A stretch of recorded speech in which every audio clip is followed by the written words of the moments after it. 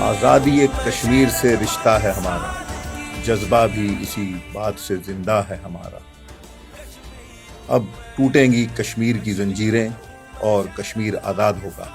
جی ہاں، ان قریب اور بہت جلد مجھے یقین ہے کہ مقبوضہ کشمیر ہندوستان کے جارحانہ دہشت گردانہ تسلط سے آزادی حاصل کر لے گا، لیکن اس کے لیے ضروری ہے کہ پاکستان کا ہر فرد، حکومت، ہر شخص، ہر انسان مظلوم کشمیریوں کا ساتھ دے۔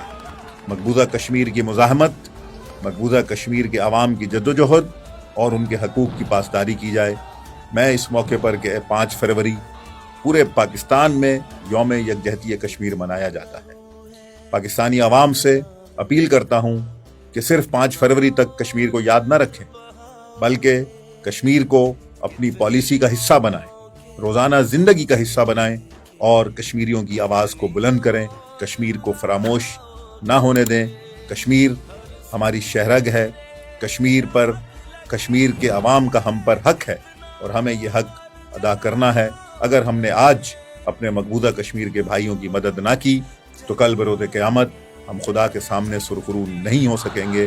یہ ہمارا دینی، اخلاقی، سیاسی، شرعی اور انسانی فریضہ ہے کہ ہم مقبوضہ کشمیر کا ساتھ دیں، کشمیری بھائیوں کی جدوجہد کو سپورٹ کریں۔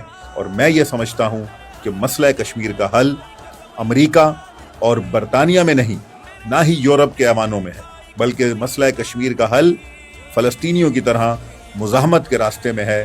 اور اگر آج کشمیری بھائی مزاحمت کا راستہ اختیار کریں تو میرا خیال ہے کہ ہمیں سب کو ان کی مزاحمت کا ساتھ دینا چاہیے اور ہندوستان کے ناجائز تسلط کو، ریاستی دہشت گردی کو ختم کرنے کے لیے ہر ممکن اقدام کرنا چاہیے۔